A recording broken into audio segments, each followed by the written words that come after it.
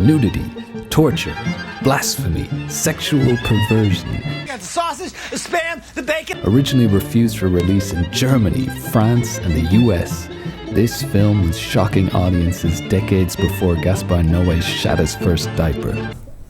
I don't think this movie is controversial at all. Today's topic is the silent horror classic Häxan.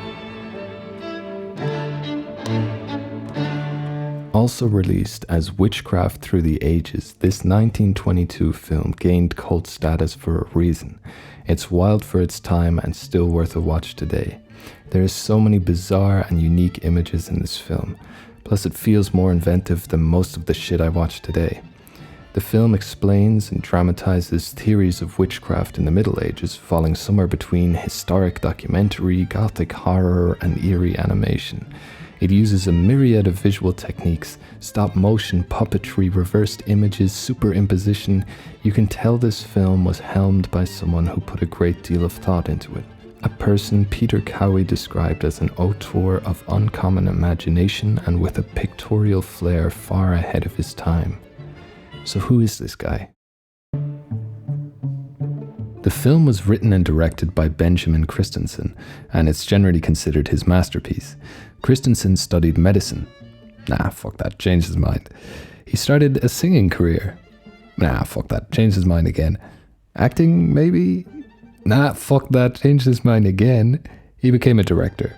By the way, that's him. He also plays Satan in the film, so I guess he did at least stick with the acting thing.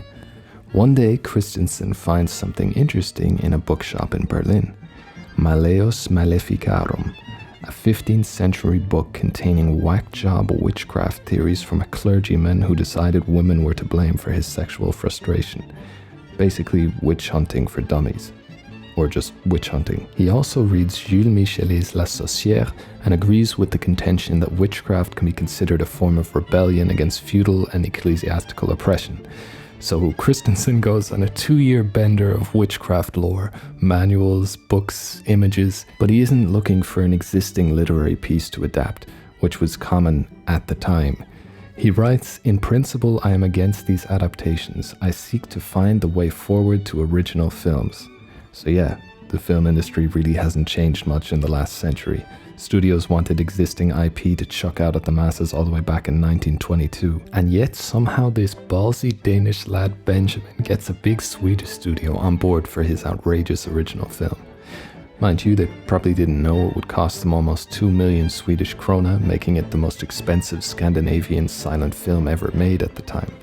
This budget covered the refurbishment of Astra Film Studio used for their production in Hellerup, Denmark. Dope. Which consisted of exclusively night shoots. Apparently this was the best way to get the look they wanted and to get the cast in the right mindset. But it was shot in a studio, so I don't really get that. They're looking to unionize. After 2 years of production and post-production, the film is finally ready to be released in 1922. But the Swedes and Danes aren't crazy about all the torture and blasphemy and nudity and whatnot. The film censorship nerds forced the film to be cut down significantly. Regardless, Germany, France, and the US give it a hard pass, considering it unfit for exhibition. Even in Christensen's native Denmark, a Copenhagen reviewer writes, "Do not let it be presented to young men and women who have entered the enchanted world of a movie theater." On the upshot, the medical community supports the film, and it gets a cult following from Parisian surrealist artists, which I'd say is a badge of honor. Critics still support this film today for its ingenuity and forward thinking, and emerging filmmakers continue to be inspired by it. My fascination for this film originally came from the striking imagery. It seems to blend gothic elements with painterly, surreal compositions and set pieces reminiscent of German expressionist cinema and Goya's black paintings.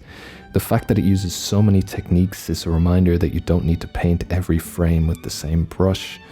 God, to have such a rich knowledge of cinematic techniques and language at this time in history is insane, really. I particularly loved the use of superimposition, which in this case was achieved using double exposure from what I read.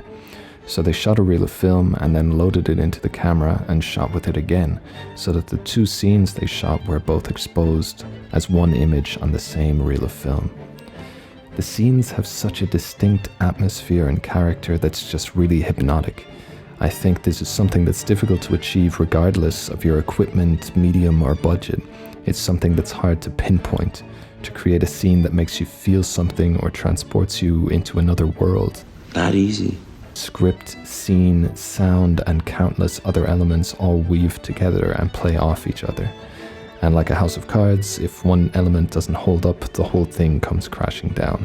I mean, you see this so often with CGI-heavy blockbusters that are essentially eye candy with absolutely no substance to hold the film together. Damn ninjas. Alright, in the case of this film, some of the explanatory documentary sequences are a bit dry. My attention span is very short. That's a valid concern. But this film was also challenging the oppressive force of the church, the patriarchy, ableism, and the ruling class before you popped your first Ritalin, so relax your cax. A lot of critics and commenters have described Häxan as a feminist film before its time, but I think this is a kind of narrow reading of the film. The film challenges all manner of hypocrisies, including, of course, the mistreatment of women under the guise of witchcraft, but it goes beyond that. By virtue of the subject matter it highlights, it's challenging ageism, ableism, classism, superstition, and the public mistrust of science. In terms of story, one of my favorite moments is when one of these accused witches, which is actually just an outcast old beggar woman that eats a bit weird, uses her persecution to enact revenge on all those that treated her wrongly for who she is. She's forced to admit that she's a witch in order to prevent further torture, and then pretends to confess that those that wronged her were present at a gathering with the devil, making them also witches to suffer the same fate as her. She enacts a revenge in her final moments of persecution, and it's quite poetic that she uses the injustice committed against her to enact her own form of justice. Also, I just love that if you're taking me down, I'm taking you down with me attitude. If I'm going to be honest though, I really don't think this film is primarily pushing an agenda. Of course, he very clearly advocates for better mental health facilities and treatment at the end, but it seems to me that Christensen was at least in equal part fundamentally interested in these topics and wanted to make a film about it. While I also see and completely understand the contempt for ignorance, I think this film comes more from a place of genuine fascination for a cult in the Middle Ages. It seems to me to be the case anyway.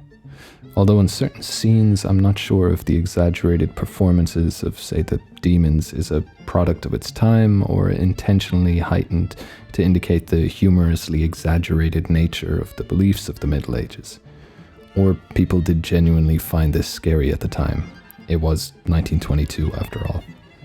In the last chapter, the film tries to explain medieval witch-like behavior using more commonly accepted medical theories at the time of the film's making, like hysteria.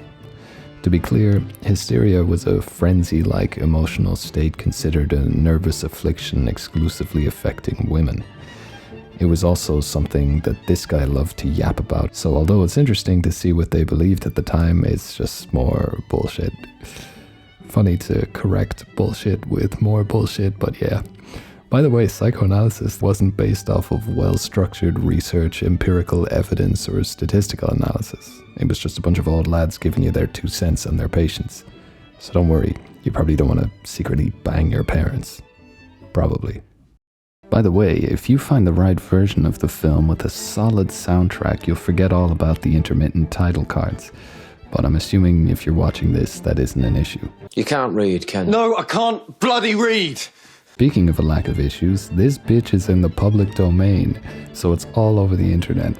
I'll leave a link in the description for a version that I like here on YouTube. Not sure if the soundtrack is copyrighted, so let's see how long it lasts. But that's all for now. Happy viewing, thanks for listening, and see you soon.